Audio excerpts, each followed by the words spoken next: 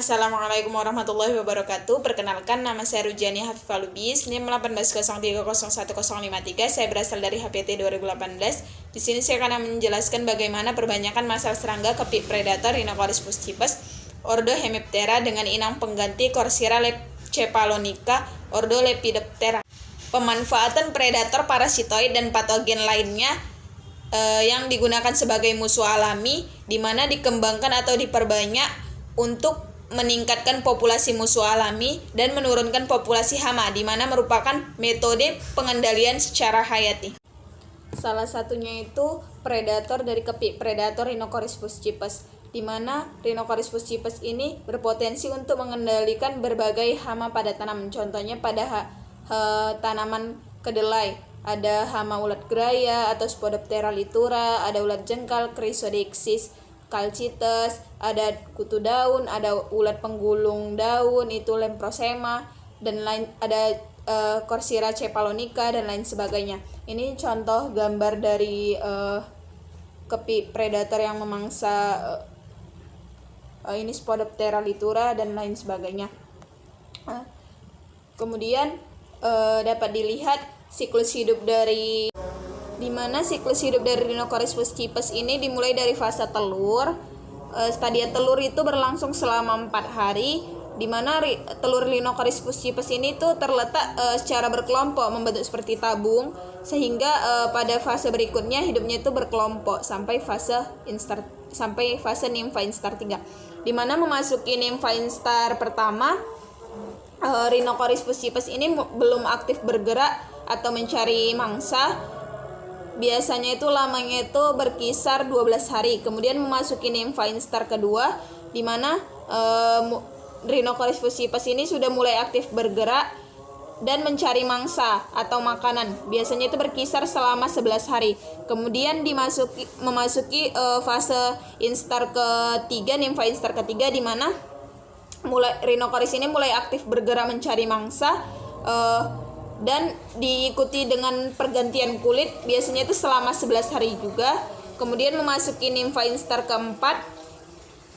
Nimfa instar keempat itu mulai aktif bergerak mencari mangsa, itu biasanya selama 10 hari. Kemudian memasuki nimfa instar kelima, di mana nimfa instar kelima ini lebih aktif lagi, Rhinocorisnya itu bergerak dan mencari mangsa, biasanya selama 9 sampai 16 hari.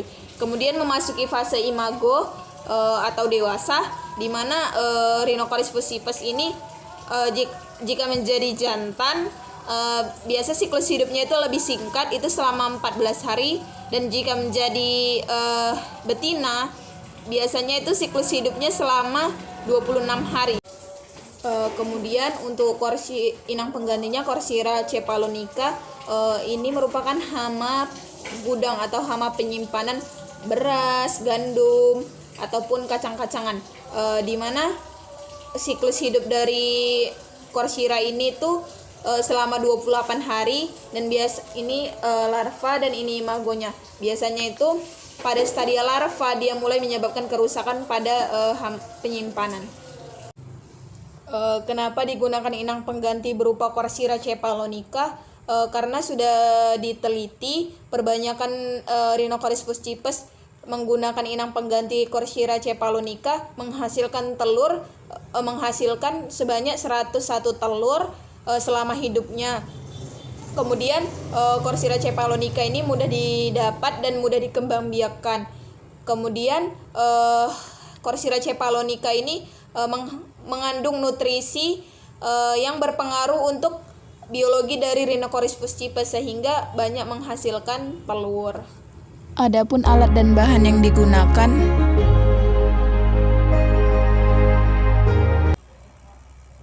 setelah alat dan bahan disediakan untuk tahap perbanyakan Rhinocoris fuscipesnya itu, yang pertama itu kumpulkan Rhinocoris fuscipes dari lapang, kemudian dimasukkan Rhinocoris fuscipes pada kotak area ring, seperti ini, dimasukkan pada kotak area ring, kemudian diletakkan tisu seperti ini, diletakkan tisu di tepi Cotarea-ring untuk tempat bertelur dari Rhinocoris fuscipes. Kemudian diberi pakan berupa pakan sementara Tenebrio moliter atau ulat Hongkong seperti ini, dimasukkan secukupnya.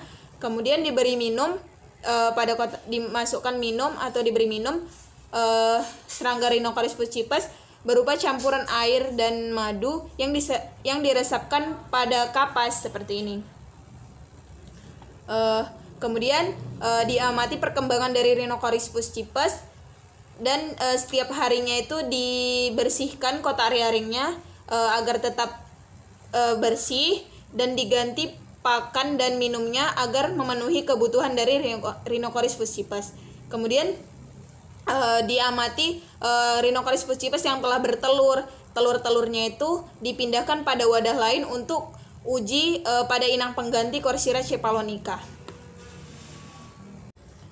Kemudian untuk perbanyakan Corsira cephalonica digunakan wadah nampan plastik seperti ini untuk wadah penetasan telur, di mana media yang digunakan untuk penetasan telur ini berupa dedak dan menir dengan perbandingan 2:1, di mana telur Corsira cephalonica diperoleh dari laboratorium. Kemudian telur tersebut disebar secara merata pada wadah dedak dan menir yang telah disediakan ini. Kemudian ditutup dengan tutup nampan plastik tadi. Di tengahnya ini tuh dilubangi untuk udaranya dan ditutup dengan kain kasa untuk udara. Selanjutnya telur yang telah menetas menjadi ngengat dipindahkan, diletakkan pada tabung peneluran seperti ini. Tabung peneluran ini telah didesain, ada tempat peletakan telurnya di atas dan di bawah penutup seperti ini berupa kain kasa. Biasanya ngengat betina akan meletakkan telur itu setelah 24 jam. Seperti itu. Jadi tabung-tabung ini tuh yang telah dimasukkan ngengat disimpan pada rak penyimpanan tabung peneluran seperti ini. Kemudian diamati jika sudah ada ngengat yang telah bertelur, biasanya diletakkan di kain kasanya ini, itu disikat menggunakan kuas halus secara pelan-pelan agar tidak merusak telurnya. Kemudian telur tersebut itu ditampung pada wadah nampan plastik untuk penetasan. Pada wadah nampan plastik yang tadi seperti itu dibuat wadah penetasannya kembali seperti itu. Kemudian jika telur-telur ini telah diletakkan pada wadah penetasan, setelah telur menetas menjadi larva tersebut diambil atau dipanen menggunakan pinset, dipindahkan ke wadah lain untuk perbanyakan Rhinocoris fuscipes. Kemudian untuk perbanyakan Rhinocoris fuscipes dengan inang pengganti Corsira cephalonica sama dengan perbanyakan sebelumnya, Rhinocoris sebelumnya dengan inang ulat Hongkong. Hanya saja ini menggunakan inang Corsira cephalonica, di mana nimfa instar 1 dari Rhinocoris fuscipes dimasukkan ke dalam Cotarea-ring seperti ini. Kemudian diberi pakan Corsira cephalonica dan secukupnya. Kemudian diberi minum berupa campuran air dan madu yang diresapkan pada kapas. Kemudian setelah itu diamati perkembangan dari Rhinocoris fuscipes sampai dia fase imago.